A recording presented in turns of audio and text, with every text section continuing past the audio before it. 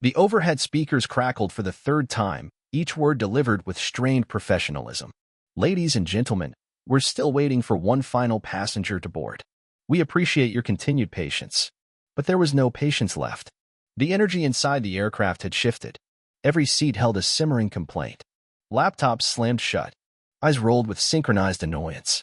Every passing minute fueled a growing resentment toward the invisible stranger who dared delay their takeoff.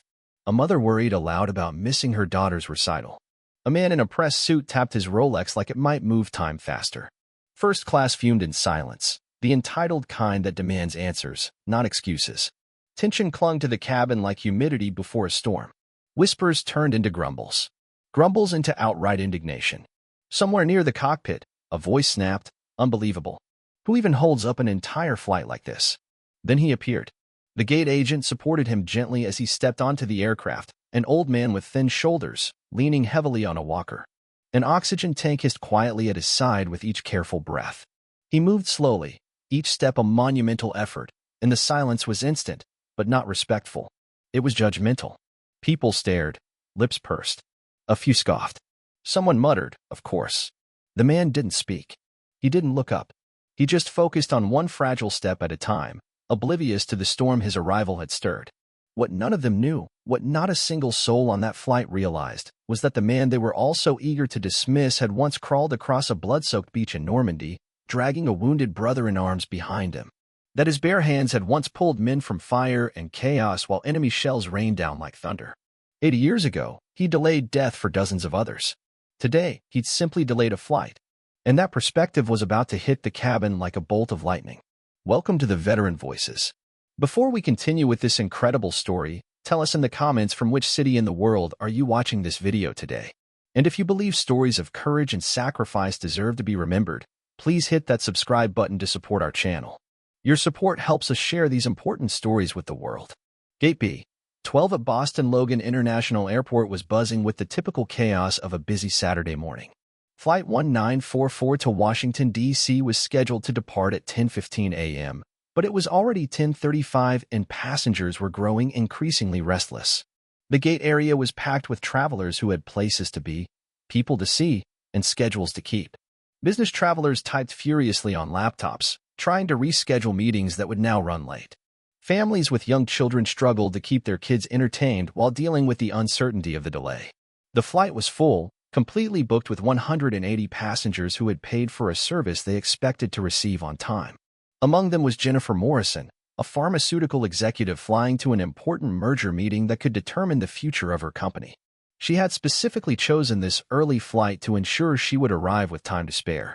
Now she was calculating whether she would make her 2 p.m. appointment, and the math wasn't looking good. In seat 23C sat Robert Chin, a college student heading back to Georgetown University after visiting his grandmother in Boston. He had a summer job interview on Monday morning that he couldn't afford to miss. The delay was eating into his preparation time, and he could feel his stress levels rising with each passing minute. Throughout the cabin, similar stories of frustration were playing out. Dr. Sarah Martinez, a surgeon who had been called in for an emergency procedure at Walter Reed Medical Center. Tom Bradley, a father trying to make it to his daughter's wedding rehearsal dinner. Maria Santos, a journalist with a deadline for a story that could make her career. Each passenger had their own compelling reason for needing to be somewhere else, and each felt personally wronged by whatever inconsiderate person was keeping them waiting. The gate agent, Lisa Chin, a 23-year veteran of the airline industry, had seen her share of passenger delays over the years. Medical emergencies, family crises, weather-related transportation problems. She understood that sometimes people needed extra time or special assistance. But she also understood that a plane full of angry passengers could turn dangerous if the situation wasn't handled properly. She had been making announcements every few minutes, trying to maintain calm while providing as little specific information as possible. What Lisa knew, but couldn't share, was that their missing passenger was Daniel Foster, an 89-year-old World War II veteran who was traveling alone from his assisted living facility in Boston to attend a D-Day commemoration ceremony at Arlington National Cemetery. His grandson had made the reservation months ago, but a medical emergency the night before had left Mr. Foster in the hospital until just hours before the flight. He had been cleared to travel by his doctor, but the paperwork and coordination with the medical transport service had taken longer than expected. Lisa had been in communication with the Veterans Escort, a volunteer from a local veterans organization who was helping coordinate his travel. She knew that Mr. Foster had served with the 1st Infantry Division and had been among the first wave of soldiers to land on Omaha Beach during the D-Day invasion. She knew that he was one of only a handful of surviving veterans from that historic day, and that his attendance at the commemoration ceremony was considered essential by the organizers. But airline policy prevented her from sharing personal information about passengers, even when that information might help other travelers understand the situation. As the delay stretched toward 45 minutes, passenger complaints began escalating from frustrated sighs to vocal demands for action. A businessman in first class approached the gate counter and demanded that the plane leave without the missing passenger. A mother with 3 young children complained loudly that her kids were getting restless and that it was unfair to keep families waiting for one person. A group of college students began making jokes about whoever was causing the delay, speculating about various scenarios that might explain such inconsiderate behavior. The flight crew, led by Captain Michelle Thompson, a former Air Force pilot with 20 years of commercial aviation experience, was dealing with their own set of challenges. The delay was affecting fuel calculations, crew scheduling for subsequent flights, and air traffic control clearances. Captain Thompson had the authority to leave without the missing passenger, but something in Lisa's voice during their communication suggested that this situation was different from typical passenger delays. Flight attendant Maria Rodriguez had been walking through the cabin, trying to calm passengers and distribute complimentary drinks to ease the tension. She could feel the mood in the aircraft growing uglier by the minute. Passengers were no longer just frustrated about the delay. They were becoming personally angry at whoever was responsible for disrupting their plans. She had heard several passengers making cruel jokes about elderly or disabled travelers, assuming that someone with mobility issues was the cause of their problems. At 11:15, exactly 1 hour after the scheduled departure time, Lisa received word that Mr. Foster had arrived at the gate. She could see him through the terminal windows, moving slowly with his walker, accompanied by his volunteer escort and a medical attendant from the transport service. He was carrying a small overnight bag and had a portable oxygen concentrator strapped to his walker. Even from a distance, Lisa could see that he was exhausted from the effort of getting to the airport, but determined to make this journey. The boarding process for Mr. Foster required special assistance. The ground crew had to position a wheelchair lift to help him navigate the jet bridge, and flight attendants had to coordinate the storage of his medical equipment and ensure that his oxygen concentrator was properly connected and functioning. These procedures, while routine for airline staff, took additional time and were visible to passengers who were already frustrated about the delay. As Mr. Foster appeared at the aircraft door, the reaction from passengers was immediate and harsh. Someone in the back of the plane shouted, "Finally! Thanks for keeping us all waiting." Another passenger called out, "Some of us have important places to be." A businessman near the front of the cabin made a loud comment about inconsiderate travelers who should take buses instead of airplanes if they couldn't handle normal travel schedules. Mr. Foster, despite his obvious exhaustion and the difficulty he was having navigating the narrow aircraft aisle with his walker, could hear every comment. His face remained expressionless, but those who looked closely could see the hurt in his eyes. This was not how he had imagined beginning his journey to honor his fallen comrades. The volunteer escort, a veteran himself, looked angry at the treatment they were receiving, but he focused on helping Mr. Foster reach his assigned seat rather than responding to the cruel comments. The elderly veteran was seated in row 12, an aisle seat that had been specifically requested to accommodate his walker and medical equipment. The process of getting him settled, securing his oxygen concentrator, and storing his walker took several more minutes while passengers continued to voice their displeasure. Someone complained about the smell of medical equipment. Another passenger wondered aloud whether it was safe to fly with someone who obviously had serious health problems. Maria Rodriguez watched this scene unfold with growing discomfort. She had served passengers with disabilities and medical conditions many times throughout her career, and she understood that air travel could be challenging for elderly or infirm travelers. But she had never witnessed such a sustained display of cruelty directed at someone who was clearly doing his best under difficult circumstances. Something about the elderly man's dignity in the face of such treatment reminded her of her own grandfather, who had also served in World War II. As the flight crew completed their final preparations for departure, Maria found herself thinking about the stories her grandfather had told her about the war. He had served in the Pacific Theater, but he had always spoken with reverence about the men who had fought in Europe, particularly those who had participated in the D-Day invasion. He had called them the greatest generation, men who had risked everything to fight fascism and preserve freedom for future generations. Looking at Mr. Foster, Maria began to suspect that there was more to his story than the other passengers realized. Something about his bearing, the way he carried himself despite his obvious physical limitations, suggested a man who had faced far greater challenges than a delayed flight or rude fellow passengers. She decided to approach his seat, not just to check on his medical needs, but to learn more about who he was and why this journey was important to him. The conversation that followed would change everything. Maria knelt beside Mr. Foster's seat and asked quietly if he was comfortable and if his oxygen equipment was working properly. He thanked her for her kindness and mentioned that he was traveling to Washington for a special ceremony.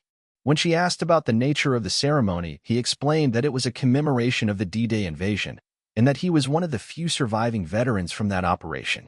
Maria felt her breath catch in her throat. She asked him to repeat what he had said, certain that she had misunderstood. Mr. Foster, speaking in the same quiet, humble tone he had maintained throughout the boarding process, confirmed that he had been part of the first wave of American soldiers to land on Omaha Beach on June 6, 1944. He was 19 years old at the time, a private in the 1st Infantry Division, and he had spent the next 11 months fighting across Europe until the war ended. The weight of this revelation hit Maria like a physical blow. This man, who had been subjected to ridicule and impatience from her fellow passengers, was a living piece of history. He had participated in what many historians considered the most important military operation of the 20th century, an invasion that had changed the course of World War II and arguably saved Western civilization from Nazi domination. The freedom that every passenger on this aircraft enjoyed, including their freedom to complain about flight delays, existed because men like Daniel Foster had been willing to risk everything on a beach in France 80 years ago. Maria excused herself and walked quickly to the front of the aircraft, where she found Captain Thompson reviewing flight plans. She asked for a private word and explained what she had just learned about their delayed passenger. Captain Thompson, whose own military background gave her a deep appreciation for the significance of D-Day, was stunned by the information.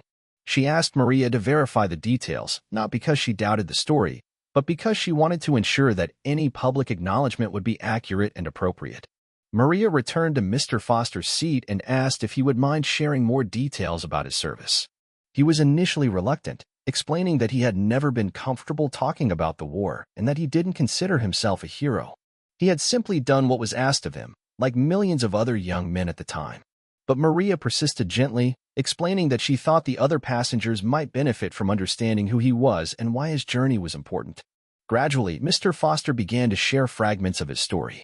He described the crossing of the English Channel in the early morning hours of June 6, 1944, the terror and anticipation that every soldier felt as they approached the French coast.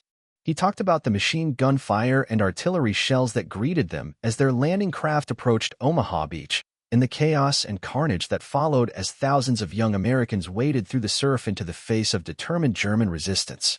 He spoke about friends who had died beside him in the sand, about objectives that had to be taken despite impossible odds, and about the gradual realization that they were participating in something that would determine the fate of the world. He mentioned that he had been wounded twice during the Normandy campaign but had returned to duty both times because his unit needed every available soldier. What struck Maria most powerfully was not the dramatic details of combat, but the quiet way Mr. Foster spoke about loss and sacrifice. He mentioned the names of specific soldiers who had died during the invasion, young men whose families had never recovered their bodies and whose stories had been largely forgotten by history. He talked about the weight of survival, the difficulty of living with memories of that day, and the responsibility he felt to honor those who hadn't made it home. As their conversation continued, other flight attendants and even some nearby passengers began to listen. The businessman who had complained loudest about the delay found himself drawn into a story that put his own problems into startling perspective. The mother with 3 children began to understand that she was in the presence of someone who had helped ensure that her children could grow up in freedom. Captain Thompson made a decision that went beyond normal airline procedures. She took the aircraft intercom and asked for the attention of all passengers. Her voice carried the authority and respect that came from her own military background, and the cabin fell silent immediately. She explained that she wanted to share some information that would help everyone understand the delay they had experienced and the remarkable passenger who had joined them. "Ladies and gentlemen," she began, I want to tell you about the passenger we waited for this morning. His name is Master Sergeant Daniel Foster, and he is 89 years old. He flew here from across the country because today is the anniversary of D-Day, one of the most important days in human history. 80 years ago, Sergeant Foster was on the beaches of Normandy, France, as part of the Allied invasion that began the liberation of Europe from Nazi occupation. The cabin atmosphere changed instantly. Conversations stopped. Phones were lowered.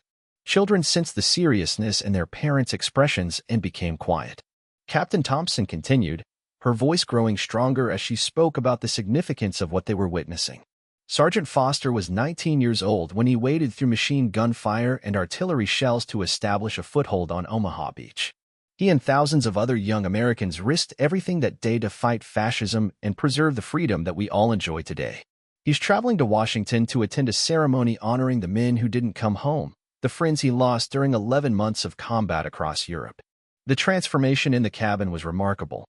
Passengers who had been complaining loudly about the delay now sat in stunned silence, processing the realization that they had been cruel to a genuine American hero. The businessman in first class, who had demanded that the plane leave without the missing passenger, felt a wave of shame that would stay with him for the rest of his life. Captain Thompson wasn't finished. She wanted the passengers to understand not just who Mr. Foster was, but what his generation had sacrificed for future generations. The freedom to travel, to complain about delays, to pursue our individual dreams and ambitions, all of that exists because men like Sergeant Foster were willing to face unimaginable danger to defeat an evil that threatened to destroy Western civilization. She paused, allowing her words to sink in, then continued with something that surprised even the experienced flight crew. I'm going to ask you to do something that isn't part of normal airline service.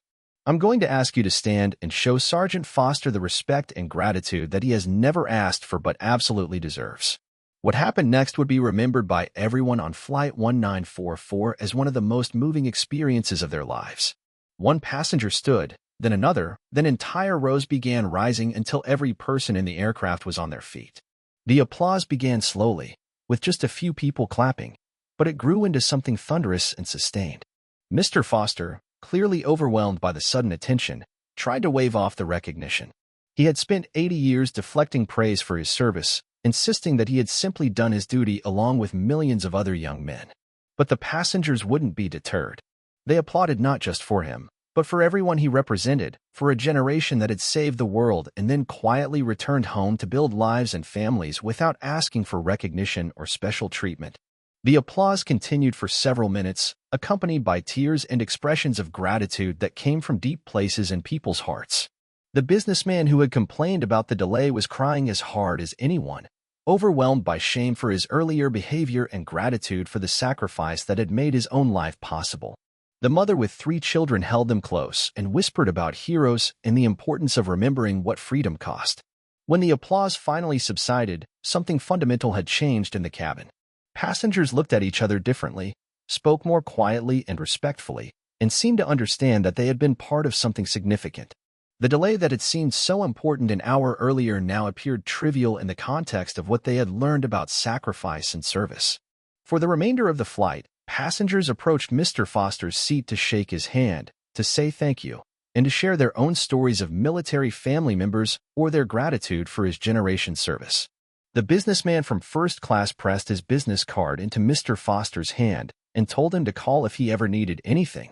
A group of college students who had been making jokes about the delay earlier now listened respectfully as Mr. Foster shared stories about the friends he was traveling to honor. Maria Rodriguez spent much of the flight near row 12, not because it was her assigned area, but because she wanted to continue learning from this living piece of history. She asked Mr. Foster about his life after the war, about how he had readjusted to civilian life, and about his feelings regarding the ceremony he was attending. His answers revealed a man who had carried the weight of his experiences quietly for 8 decades, who had never sought recognition or special treatment, but who had never forgotten the men who hadn't made it home.